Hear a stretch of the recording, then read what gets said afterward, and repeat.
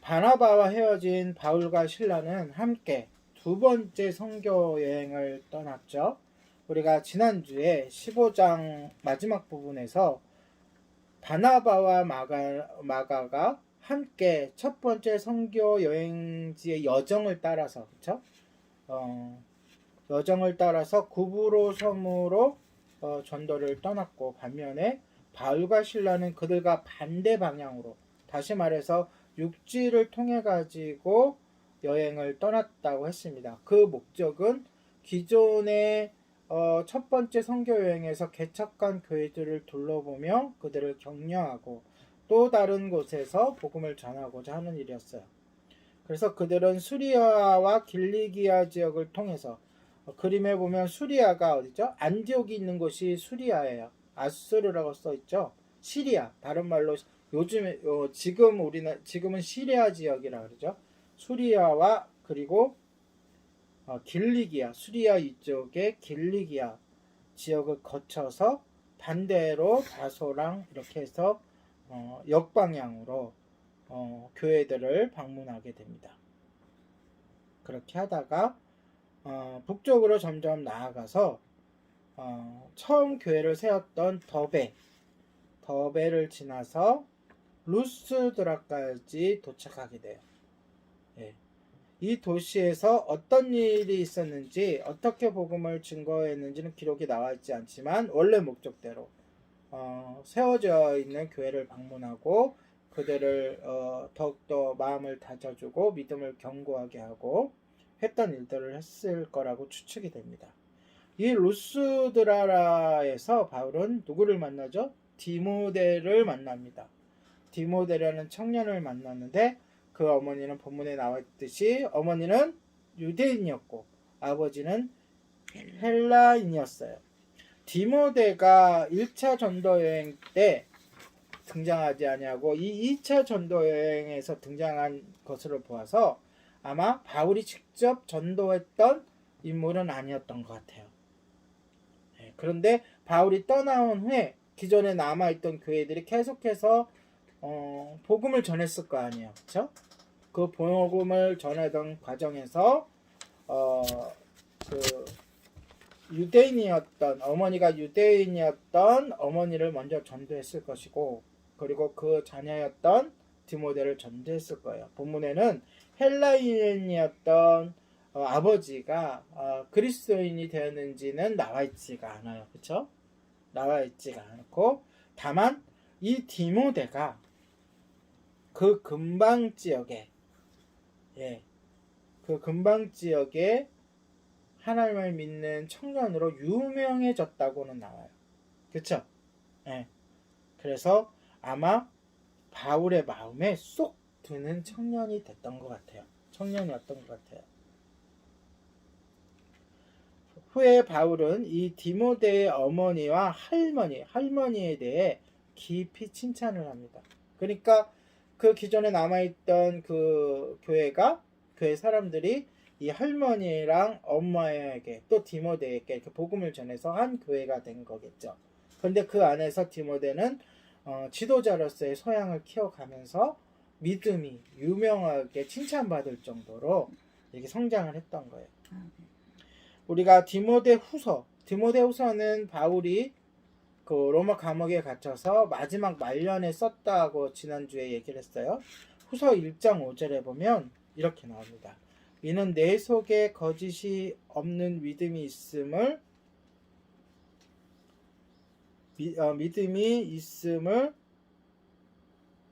생각함이라.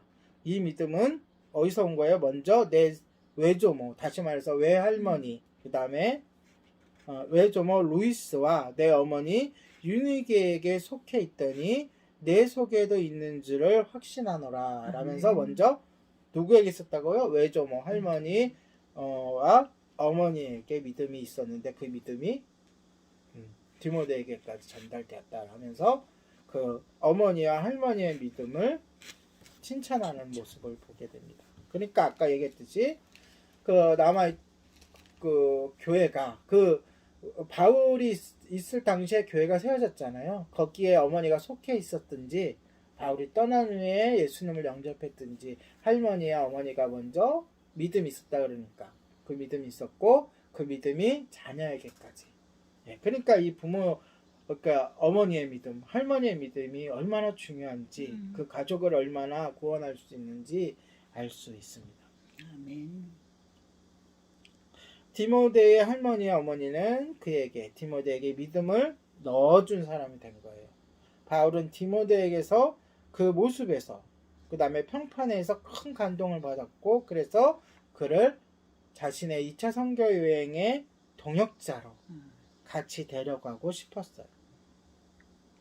우리가 디모데가 바울과 함께 여행할 때 몇 살이었는지는 확실치 않아요. 하지만 그가 어렸다고는 우리가 짐작할 수가 있어요. 왜냐?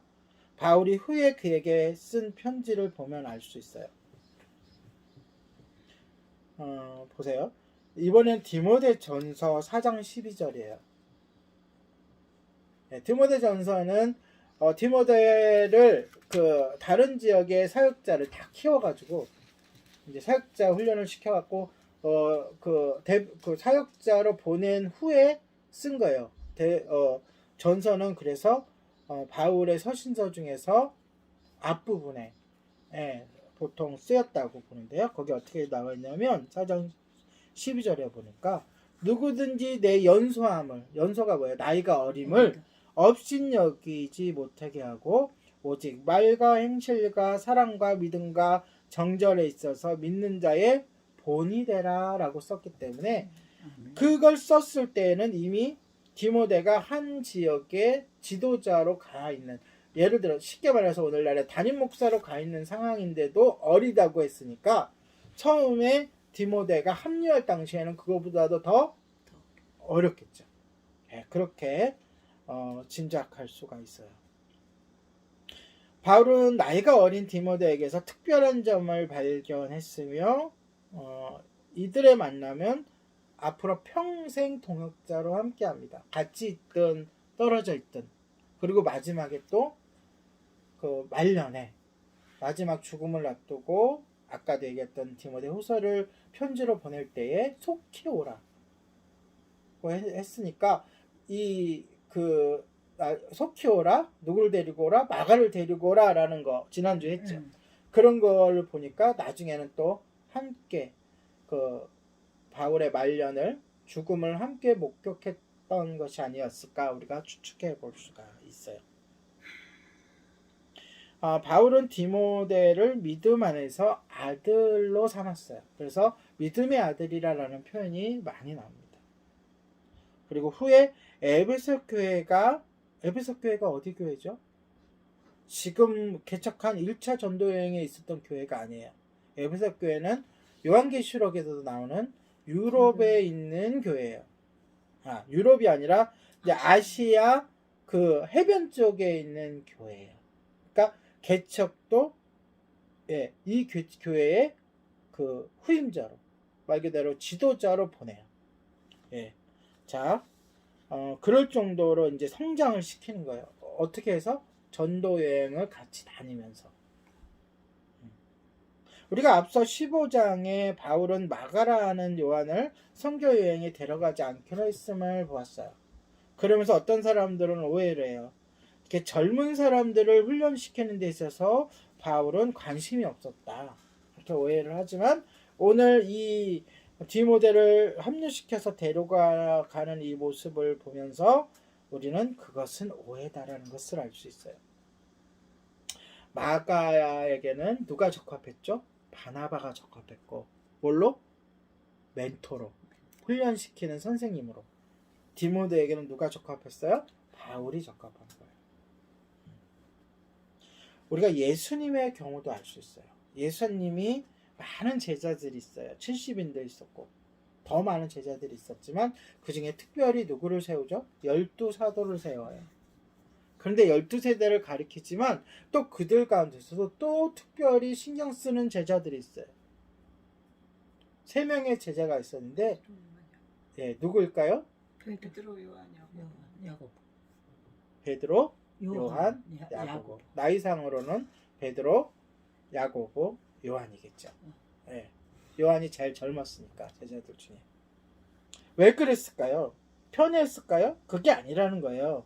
지금 제가 본문을 통해서 하고 싶은 얘기는 바울이 마가라는 요한은 편애해서 싫어하고 디모데는 특별히 더 좋아했다, 더 편애했다는 것이 아니라는 거예요. 예수님의 경우를 봤을 때도 예수님이 이 세 명을 더 편애하고 나머지를 이렇게 덜 사랑했다는 게 아니라 이들에게는 더욱 특별한 사명이 있었어요.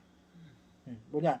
베드로는 초대교회의 대표자로서의 사명이 있었고 특히 공식적으로 이방인에게 복음의 물꼬를 트는 인물이 되는 사명이 있었어요. 누구에게요? 고넬료라는 대표적인 예를. 그러니까 항상 복음을 전하러 다닐 때의 사도들이 항상 그 문제가 부딪힐 거 아니에요. 이방인들에게 복음을 전해야 되냐 안 전해야 되냐고 항상 갈등이 생기거나 그러한 문제가 생길 때는 이 고넬료 사건이 뭐가 되는 거예요? 증거가 돼서 항상 이방인들에도 복음이 열렸다라는 것을 보여주는 그러한 사명을 갖게 되는 거예요. 아멘. 자, 그러면 요한은 어떠한 사명을 가질까요?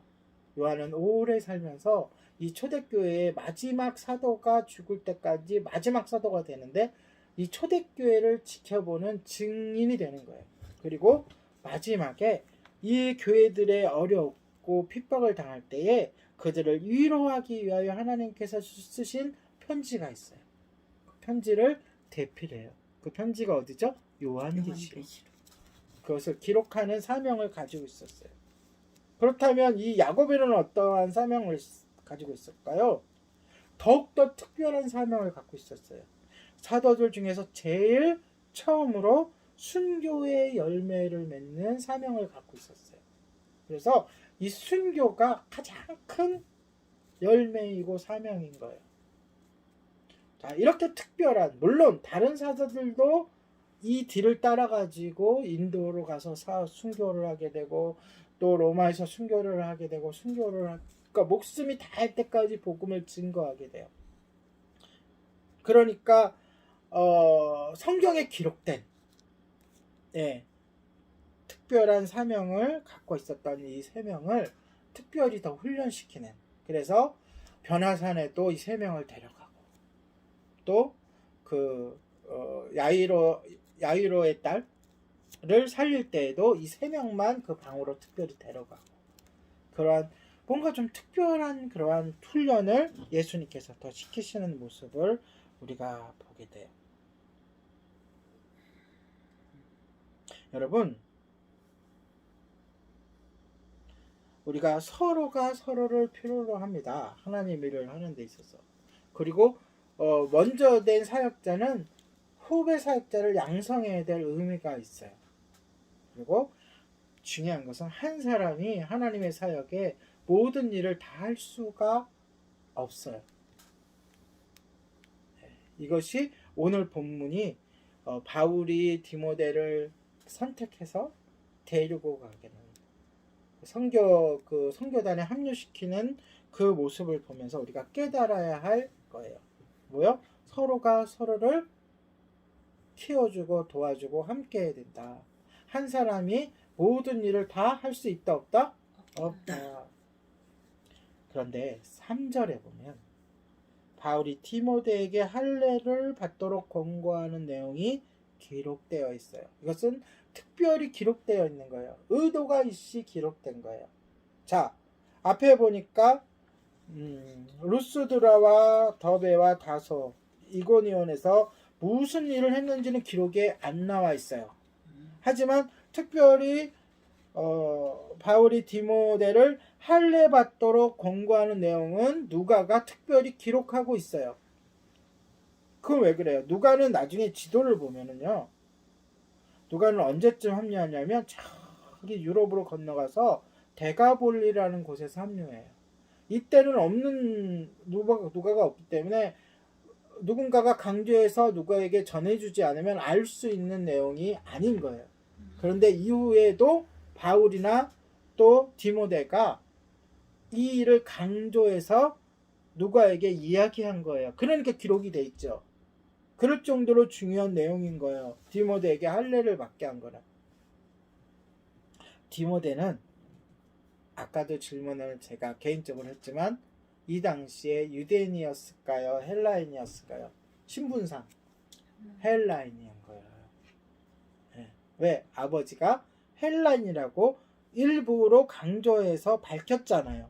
누가가 기록하면서 어머니는 유대인이고 아버지는 헬라인이다라고 분명히 밝힌 데는 의도가 있는 거예요. 디모데는 이방인이었기에 할례를 받지 않아도 전혀 문제가 되지 않았어요. 이방인은 할례가 받을 필요가 없다는 예루살렘 공회의 결정이 있었잖아요. 그렇죠? 그런데 바울이 할례를 받게 하는 것은 이방인이니까 이방인에게 할례를 받게 하는 것은 그 결정에 어긋나는 거예요. 자, 그들이 지역을 돌아다니면서 지금 뭘 전하고 있어요? 교회들을 지나다니면서 유대에서 결정된 예루살렘에서 결정된 내용을 편지와 함께 쭉 전하고 있는 거예요. 안디옥 교회에만 전한 게 아니라 그 내용, 그 문제는 그 개척한 교회마다 문제가 생기는 거잖아요. 그쵸? 헬라인들이 할례를 받아야 되느냐, 율법을 지켜야 되느냐의 문제는. 그래서 가는 곳곳마다 그 내용을 전할 의무가 있는 거예요. 바울에게는. 그 의무를 말로는 전하고 있는데 지금 행동으로는 할례를 받게 하고 있어요. 받게 하지 않게 하고 있어요. 받게 하고 있잖아요. 그러니까 그가 전하는 말과 이 할례를 하는 일은 서로 모순되는 행동이에요. 그럼에도 불구하고 그걸 바울이 알죠. 모순되는 행동임에도 불구하고 할례를 받게 해요. 그 이유가 중요한 거예요. 왜 할례를 받게 하느냐? 네. 왜 할례를 받게 할까요? 왜? 유대인들 때문에. 이유는 딱 하나야. 회당에도 들어가서. 그렇죠. 회당에 들어가야 하기 때문에. 회당에 들어가는 조건이 이방인들인데도 회당에 들어갈 수가 있어요. 어떻게 하면? 유대교로 개종을 하면. 그런데 유대교로 개종하는 방법이 뭐예요? 할례를 하고 율법을 지키는 거예요. 그러니까 왜 근데 이들이 회당에 들어가야 돼요? 회당에서 복음을 전해야 되기 때문에.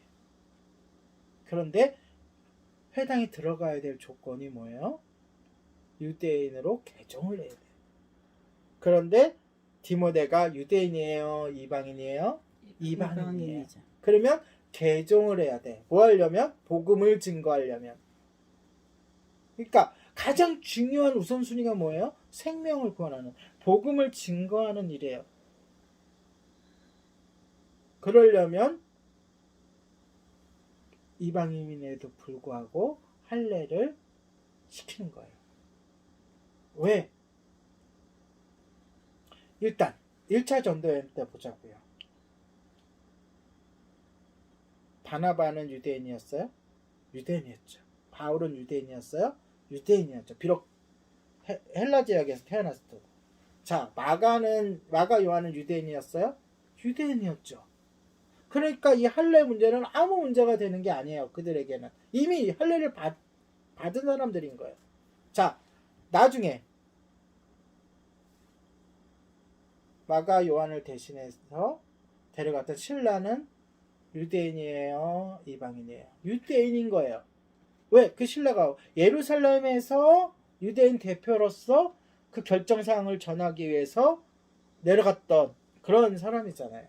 그러니까 아무런 문제가 되지 않는 거예요. 다만 디모데만 유대인이 아닌 지금 누구예요? 헬라인인 거예요. 이방인. 그러니까 이 문제가 생기는 거예요. 유대인에게도. 왜? 그냥 이방인들에게만 복음을 전할 사람으로 디모데를 성장시키려면 상관이 없어. 근데 디모데는 그게 아니야. 교회의 대표로 세워져야 될 사역자야. 그러니까 교회에는 이방인도 있죠. 그러나 유대인도 있잖아. 그리고 그렇게 성장시키기 위해서는 회당에서 바울이 복음을 전할 때에도 같이 있어야 되잖아요. 왜냐하면 이들이 가르치는 방식이 바울이 하는 것을 보면서 배우는 거니까. 그래서 부득불 그에게 할례를 행하게 한 거예요. 이해하셨죠 이제? 네. 네. 그래 바울은 복음을 전하는 데에는 지극히 실용적인 방법을 택해요. 이방인들은 디모데가 할례를 받는 것에 대해서는 전혀 관심이 없어요. 할례를 받아도 디모데인 거고 할례를 받지 않아도 디방. 그러나 다만 유대인들에게는 할례를 받느냐 안 받느냐는 크게 적용이 되는 거예요. 문제가 되는 거예요. 그래서 이방인이 회당에 들어가서 설교하는 것 그리고 설교를 듣는 것 거기에 대해서 문제가 되기 때문에 걸림돌을 미리 제거하기 위해서 할례를 행하게 한 것이다. 추후에 디모데가 아까도 얘기했지만 에베소 교회 담임 목사가 됩니다. 그런데 이것을 미리 했기 때문에 제거를 미리 제거해놨기 때문에 걸림돌을 그 일에 있어서 큰 도움이 됐을 것이라고 우리가 추측을 할 수가 있어요. 자, 바울과 실라와 디모데, 그쵸?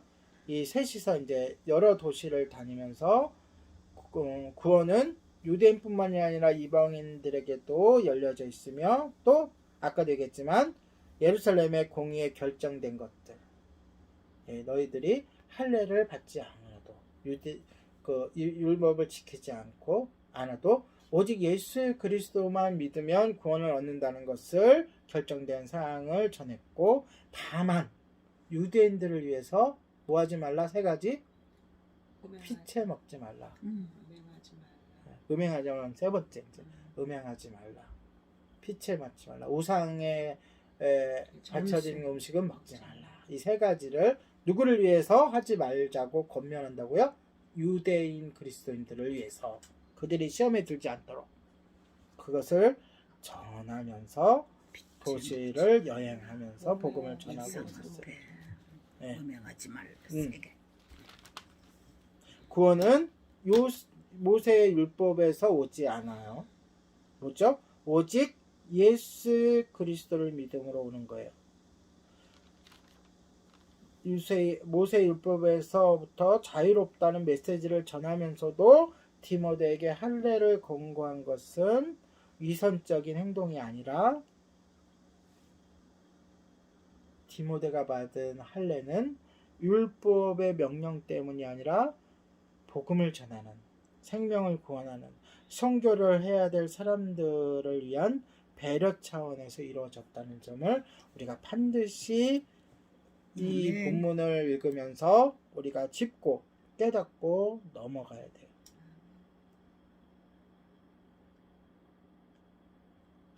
자, 바울이 자신의 복음을 전하는 가치관에 대해서 고린도전서 9장 22절에 이렇게 얘기하고 있어요.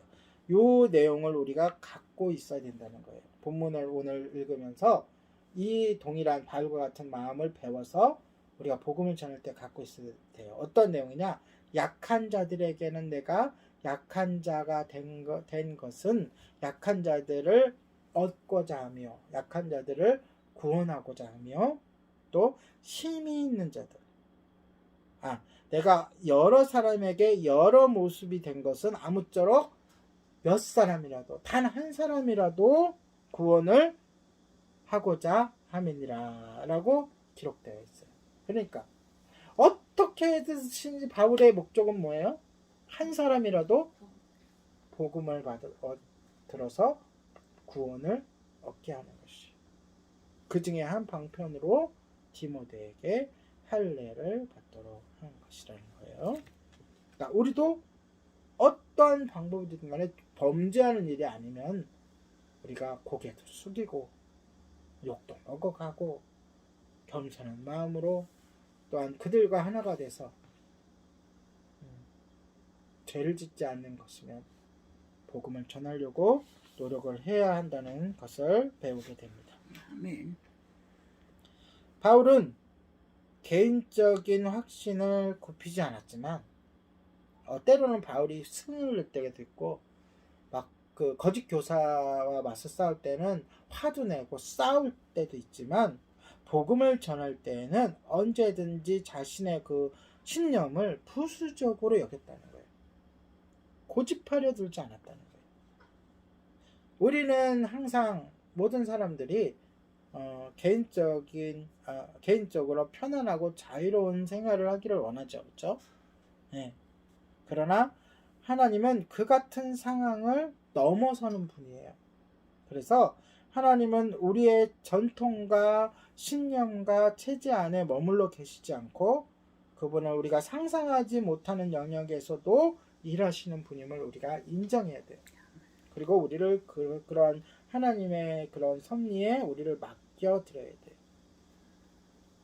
사도 바울은 비록 자신에게 편하지 않는 방법이더라도 자신에 맞지 않는 옷이더라도 자신이 불편하게 여기는 방법이라도 주님이 원하신다면 기꺼이 자신을 포기하려고 했습니다. 앞으로 쭉 볼 사도행전에서도 보면 어떨 때는 사도 바울이 자신에게 맞지 않는 자신의 성향에 맞지 않는 것을 요구할 때에도 하나님은 복음을 전하는 것이라면 기꺼이 자신을 내려놓고 그 맞지 않는 옷을 입고라도 복음을 전하는 모습을 보게 돼요. 특히 이 유대인 중에 유대인이요 바리새인 중에 바리새인이라고 고백할 수 있는 이 바울이 이제 점점 헬라 지역에 가까운 그 로마 지역 또 이 이탈리아 이쪽 유럽으로 가면 갈수록 자신에게 맞지 않는 옷을 만나게 돼요. 문화가 다른 거예요. 그럴 때에도 복음을 전하기 위해서는 자기의 그런 모습을 감추고 그 사람들에게 맞춰서 복음을 전하는 모습을 보게 됩니다. 이게 바울이 대단한 복음 전도자라는 평가를 받는 이유예요. 자, 이제 바울과 그 동역자가 이제 2명이 더 된 거 아니에요. 그렇죠? 실라와 디모데는 복음 사역을 위해서 부르기아, 본문에 나온 부르기아와 갈라디아로 계속해서 여행을 합니다. 네. 그림에 보면 빨간 화살표 방향 있죠? 그 방향으로 쭉 복음을 전하면서 그들은 먼저 6절에 보니까 아시아 지역, 이 아시아는 우리가 오해하지 않을 게 현대의 아시아 대륙을 얘기하는 게 아니에요. 예. 이렇게 터키 지역 밑에 요 지도에 보면 아시아라는 지역이 있어요. 그러니까 이들의 여행지로 보면 여행하는 이들의 기준으로 보면 남쪽이에요. 여행 여행 경로의 남쪽에 있는 6절에 보면 아시아로 가려고 했어요. 복음을 전하려고 했지만 성령님이 어떻게 했어요? 막았다고 그래요. 그리고 7절에 보면 비두니아라는 지역으로, 다시 말해서 이 지도에 보면, 나눠드린 지도에 보면 이들의 전도여행 지역에 그 비잔티움이라고 있는 이 북쪽으로 또 복음을 전하려고 노력을 했는데도 성령님이 어떻게 했다고요? 막았다 그래요. 7절에 보면. 자, 남쪽의 아시아로도 가지 못하게 막았고 북쪽의 비두니아 지역으로도 가지 못하게 막았으면 이들의 방향은 열려있는 길은 어디예요? 다시 돌아가는 동쪽 지역이 아니면은 어디일까요? 서쪽 지역으로 성령님이 계속 몰고 가시는 것을 볼 수 있어요, 우리가. 그래서 결국 이들이 어디에 도착을 해요? 드로아라는 지역으로 도착을 해요. 이때는 이 드로아는 항구 지역이고, 네, 서쪽으로 갈 수밖에 없는 곳으로 성령님이 계속 몰고 있어요. 거기서 성령님은 바울이 가야 할 길을 제시해 주는데 바로 어느 날 밤 환상을 통해서, 어떤 환상이에요? 마게도냐 지역에서 온 사람이 자신을 부르면서 도와달라고 하는 환상을 통해서 알려주십니다. 바울 일행은 즉시 이 환상이 하나님이 자신들을 마게도냐로 부르고 계심을 깨닫게 됩니다.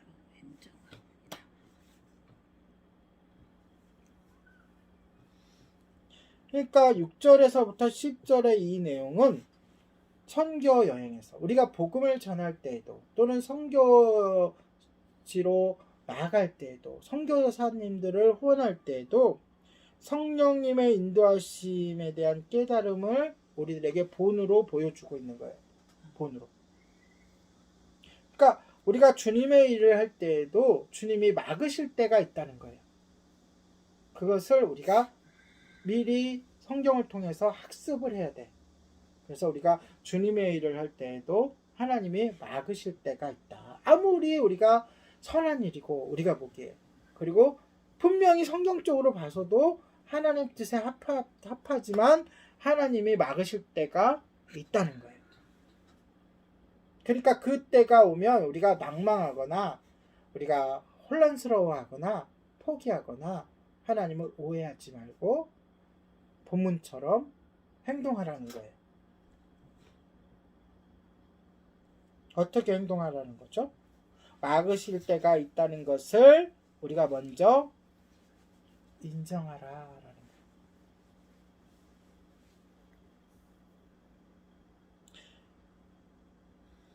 그들은 스스로 일을 진행할 수도 있었어요. 아시아에 가서 복음을 전할 수도 있었고 또 그 윗지역 비두니아 지역으로 가서도 복음을 전할 수도 있었지만 성령이 막으시는 것을 깨달은 순간 어떻게 했어요?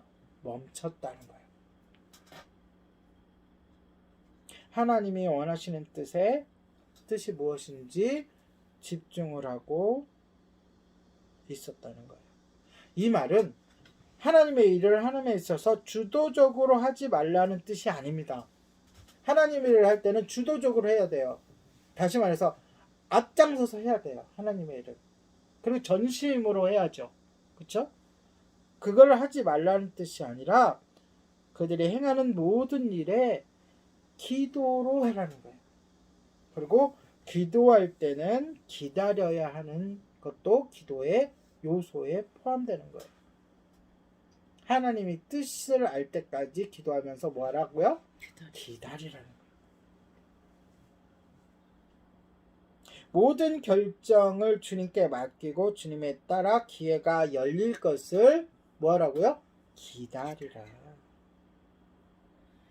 그들이 어떤 곳으로 가려고 결정하려고 할 때 그들이 어떻게 했다는 거예요?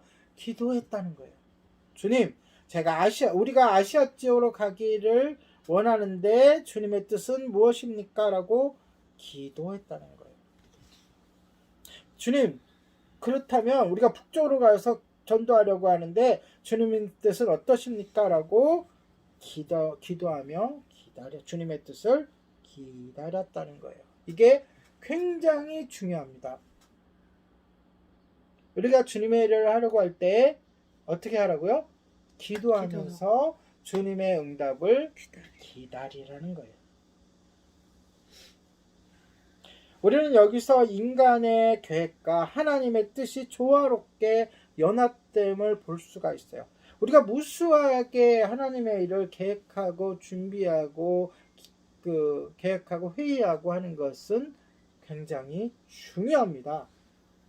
그러나 거기에 하나님의 뜻을 깨닫게 되는 하나님의 위대한 뜻이 조화롭게 연합이 될 때 하나님의 뜻을 이루어갈 수 있는 거예요.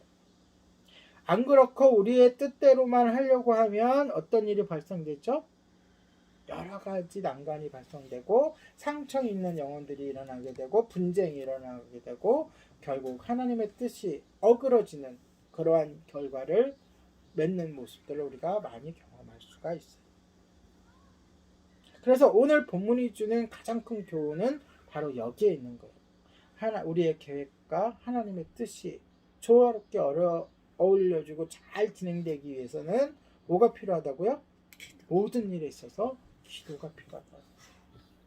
기다리는 것이 필요하다. 우리도 많이 경험해 보잖아요. 그렇죠? 우리가 여러 가지 계획을 세우지만 하나님이 우리들에게 뜻을 밝혀주시고 기쁨을 주실 때에 그 일을 할 때에 열매가 맺는 모습을 우리가 많이 경험하게 됩니다.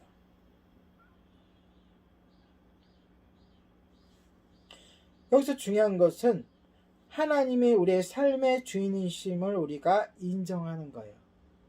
그것이 굉장히 제일 중요한 내용인 거예요. 이 말은 때때로 우리가 개인적인 취향도 접어야 하고, 예를 들어서 저 일은 내가 불편해 하는 것도 해야 할 때가 있고, 또 우리가 상상하지 못하는 방법으로도 하나님이 일하실 수 있도록 우리의 자리를 내어드려야 된다는 것. 여러분 아시잖아요. 우리 교회가 또 제가 방송 사역을 시작하게 될 때에도 얼마나 많은 고민과 난관과 우리가 그런 갈등이 있었어요. 내적인 갈등이. 그러나 우리가 기도하고 우리가 준비하면서 하나님의 뜻을 구할 때 하나님이 선하신 방법으로 재정도 마련해 주시고, 또한 우리가 거기에 헌신하게도 해주시고, 또한 여러 가지 시행착오를 거쳐서 오늘날까지 오게 됐잖아요. 그러한 것들이 오늘 본문에서 입증해 주고 있는 거예요.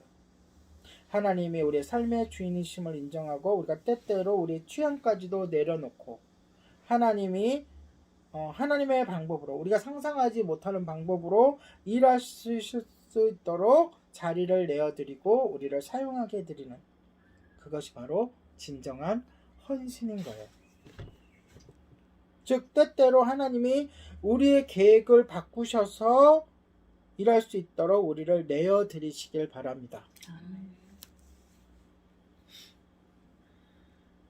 그러나 무엇보다도 이 말씀은 하나님의 방법에 우리가 순종하면서 우리의 계획과 삶 속에서 하나님이 함께 하실 수 있도록, 또한 하나님께서 함께 하신다는 믿음을 가지고 소망을 가져야 된다는 의미이기도 합니다.